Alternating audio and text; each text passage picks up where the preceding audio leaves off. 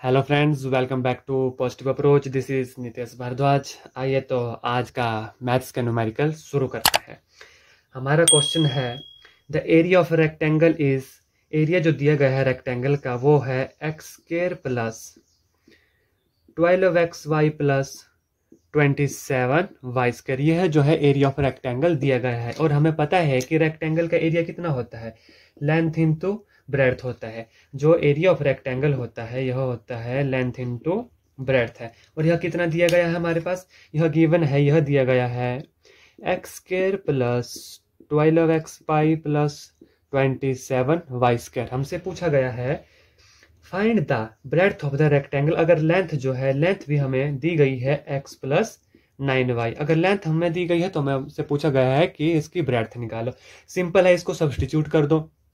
Formula में हमारे पास आ जाएगा x plus 9y multiply by b। b यहाँ पर क्या है, ब्रेड्थ है, विच इज इक्वल टू जो टोटल एरिया है x square plus 12xy plus 27y square. Simple है, यहाँ से ब्रेड्थ निकल जाएगी। अगर हम x square plus 12xy plus 27y square को जो है डिवाइड करेंगे किसके साथ, x प्लस 9y के साथ। अब इसको सिंपल डिवाइड करना है। डिवाइड कैसे करते हैं, x square plus 12xy plus 27y square, इसको जो है हमने डिवाइड करना है किसके साथ, x प्लस 9y के साथ। सिंपल है, डिवाइड कर दो। सबसे पहले किसके साथ जाएगा, x के साथ जाएगा। हमारे पास यहाँ पे आ जाएगा X square plus 9xy। Sign change होंगे, एक्स स्क्वायर के साथ एक्स स्क्वायर कैंसिल हो जाएगा और 12 से 9 गए 3xy प्लस ऊपर वाली टर्म नीचे आएगी 27y स्क्वायर। अब किसके साथ जाएगा, हमारे पास 9y स्क्वायर का हमने 27 बनाना है तो प्लस 3y के साथ जाएगा। अगर 3y के साथ हम मल्टीप्लाई करते हैं तो यहाँ पर हमारे पास कितना आ जाएगा, 3xy plus 9 into 3 27 into Y square. Sign change होंगे और हमारे पास पूरी वैल्यू कट जाएगी।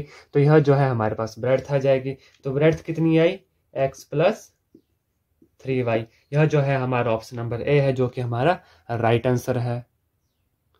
हमारा नेक्स्ट क्वेश्चन है 3 माइनस 2 की पावर 2 इंटू 5 स्क्वायर की power minus 3 into T minus 3 की पावर स्क्वायर। हमें पता है कि जब पावर के ऊपर पावर हो तो वे पावर आपस में क्या हो जाती हैं, मल्टीप्लाई हो जाती हैं। तो इसको हमने बिल्कुल सिंप्लीफाई करना है। तो हमारे पास आ जाएगा 3 minus 2 into minus 2 minus 4 multiply by 5 into minus 6 into T raise to power minus 6 divided by, जब पावर के ऊपर पावर हो तो हमेशा याद रखना पावर जो है आपस में क्या हो जाती है, multiply. Into here 3 raise to power minus 10 multiply 5 raise to power minus 6 into T raise to power 4 into 3 minus 12। अब आपको यहाँ से देख रहे हैं कि 5 रेज टू पावर माइनस 6 के साथ 5 रेज टू पावर माइनस 6 जो है कैंसिल हो जाएगा। अब जब हम 3 के माइनस 4 को नीचे लेकर आएंगे, 3 माइनस 4 जब नीचे आएगा तो 3 की पावर प्लस 4 हो जाएगी। तो यह हमारे पास आ जाएगा 3 माइनस 10 प्लस 4 मल्टीप्लाई टी की पावर माइनस 6 ऊपर है, नीचे माइनस 12 है, माइनस 12 प्लस 6। यह पावर यहाँ पर प्लस में क्यों हुई, क्योंकि जो 3 की पावर माइनस 4 है, जो 3 की पावर जो है हमारे पास माइनस 4 है, इसको हम लिख सकते हैं 1/3 की पावर 4। और नीचे हमारे पास जो ऑलरेडी है 1/3 की पावर माइनस 10 इंटू 3 की पावर 4। जब बेस बराबर हो और ऊपर पावर्स हो, तो जब बेस बराबर होता है तो पावर जो क्या है आपस में क्या हो जाती है, प्लस हो जाती है। इसलिए हमने यहाँ पर क्या किया, इनको प्लस किया। Which is equal to 1/3 raise to power minus 6 into T raise to power minus 6, जिसको हम लिख सकते हैं 1/3 टी की पावर माइनस 6, जो ऊपर जाकर क्या बन जाएगा 3 इंटू टी की पावर 6, जो कि हमारा ऑप्शन नंबर ए है, जो राइट आंसर है। अगला क्वेश्चन है the market price of an article. Market price कितना दिया गया है, हमें 80 रुपीज दिया गया है। और सेलिंग प्राइस उसने बेचा कितने पर, उसने बेचा 76 रुपीज पर। हमसे पूछा गया है कि डिस्काउंट बताओ, कि कितना डिस्काउंट पर इसने जो है हमें इसे बेचा। क्वेश्चन को पढ़कर आप उसे समझिए और जितना शॉर्ट तरीके से हो सके, जितनी आप प्रैक्टिस करोगे उतना आपके लिए इजी रहेगा। यहाँ पर आप साफ देख रहे हैं कि उसने कितना डिस्काउंट दिया। डिस्काउंट उसने कितना दिया, मार्केट प्राइस कितना था 80 माइनस बेचा कितने पर उसने 76 पे, कितना डिस्काउंट दिया उसने 4 रुपीज का। बट हमसे यहाँ पर क्या पूछी गई है, परसेंटेज पूछी गई है। परसेंटेज मान लो x% पे उसने डिस्काउंट दिया, किस पे था x% डिस्काउंट 8 रुपीज पे। वो कितना आया हमारे पास, डिस्काउंट हमारे पास 4 रुपए आया। तो यहाँ से कितना आ जाएगा x into 80 divided by 100 which is equal to 4। इस जीरो के साथ ये जीरो, 4 के 2 के साथ 2 4 जार 8, 2 5 जार 10, 4 के साथ 4 कैंसिल हो गया। x कितना आ गया हमारे पास 5%। तो इतने डिस्काउंट पे उसने हमें यह जो है आर्टिकल दिया। आई होप आपको मेरे द्वारा करवाए गए क्वेश्चन समझ आ रहे होंगे। ये क्वेश्चन जो है ये आपको आगे आने वाले टेट में भी बहुत हेल्प करेंगे अगर आप इन क्वेश्चन को भी समझ लेते हो। ध्यान से देखिए, अगला क्वेश्चन बोल रहा है if x and y directly proportional है। x और क्या बोल रहा है कि y जो क्या है डायरेक्टली प्रोपोर्शनल है। और ये कह रहा है अगर x हमारे पास 13 है तो y हमारे पास कितना है, y हमारे पास 39 है। देखने से ही पता चल रहा है कि x जो है वो 3y हो रहा है हमारे पास। अब आप ऑप्शन देखिए, ऑप्शन ये बोल रहा है कि which of the flowing possible pair of corresponding value of x and y, कौन सा पेयर नहीं है। ऑप्शन ए है हमारे पास 1 एंड 3, यह भी बिल्कुल है प्रोपोर्शनल है। दूसरा ऑप्शन है हमारे पास 17 और 51, तो 17 मल्टीप्लाई बाय 3, 17 3 51।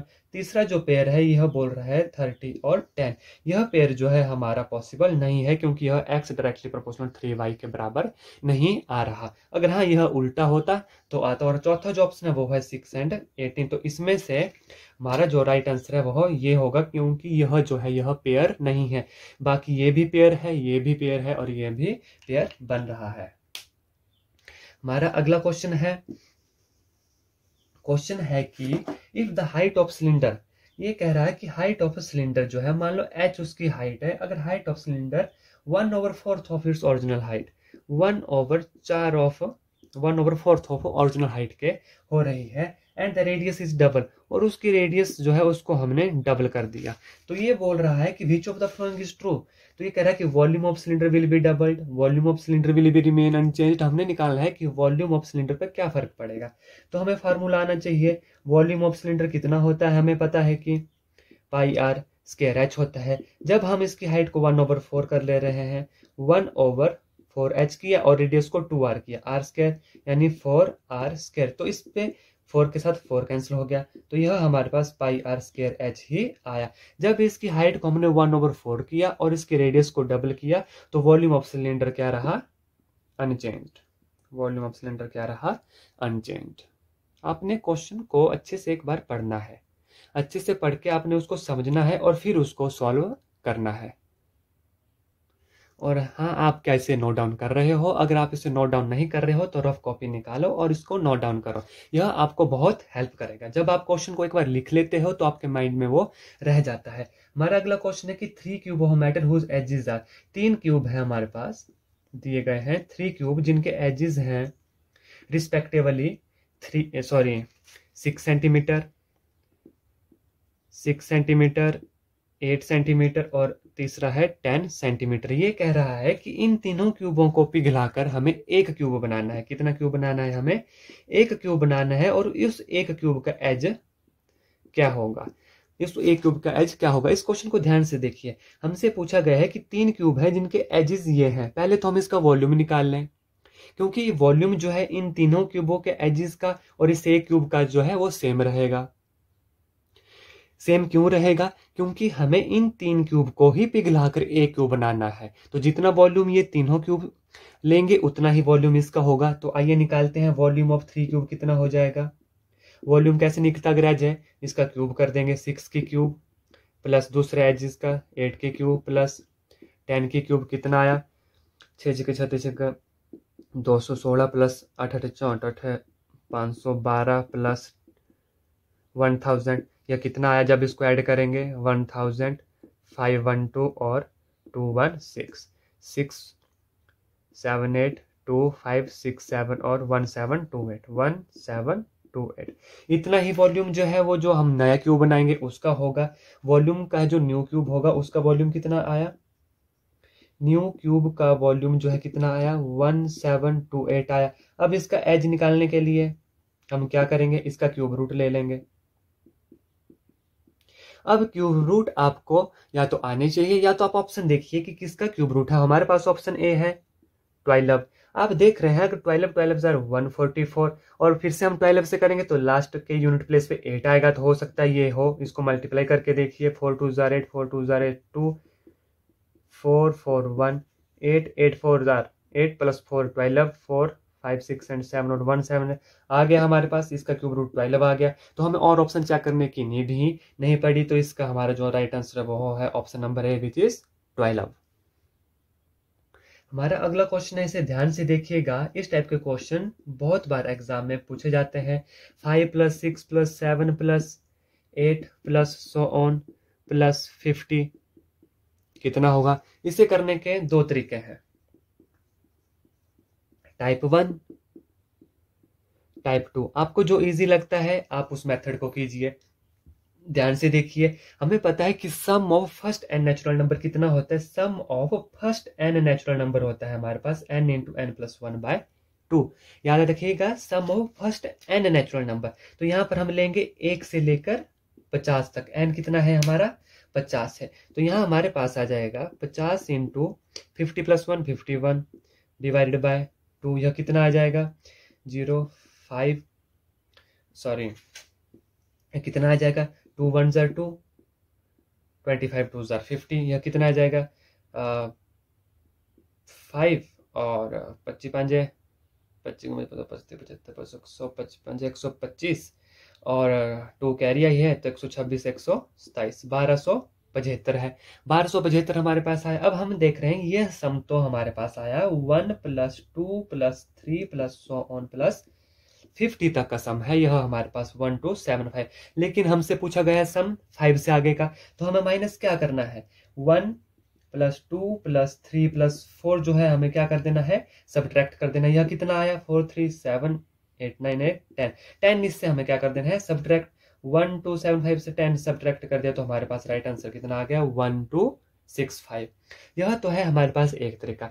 दूसरा तरीका हमारे पास, इस सीरीज को देखकर हमारे पास ए कितना है, ए हमारे पास 5 है, और लास्ट टर्म ए एन जिसे हम एल भी कहते हैं वो कितनी है 50 है। और total n number of terms कितनी है, नंबर ऑफ टर्म कितनी है 5 से लेकर 50 तक कितना हुआ 46 नंबर ऑफ टर्म है। अब हमें पता है एपी सीरीज में क्योंकि D1 है तो एपी सीरीज बनी एस एन कितना होता है, अगर हमारे पास एन टर्म लास्ट टर्म दी गई हो n/2 a + l, जो कितना होता है n कितना है हमारे पास 46/2 मल्टीप्लाई a कितना है 5 + l कितना है 50, विच इज इक्वल टू 2 1 जार 2, 2 2 जार 4, 2 3 जार 6, 23 × 55 वो कितना आएगा 55 × 23 कितना है 5 3 जार 15, 5 3 जार 15 116 × 5 2 जार 10, 5 2 जार 10 इन 11 5 6 2 1। तो हमारे पास यहाँ कितना आंसर आया 1265। इस तरीके से भी हमारे पास आंसर आ जाएगा, इस तरीके से भी हमारे पास आंसर आ जाएगा। जो आपको इजी लगता है आप उस तरीके से कीजिए। आई होप मेरे द्वारा समझाए गए क्वेश्चन आपको समझ आ गए होंगे, और इसी तरह की और वीडियो के लिए बने रहिए मेरे चैनल पॉजिटिव अप्रोच के साथ। जय हिंद, जय हिमाचल।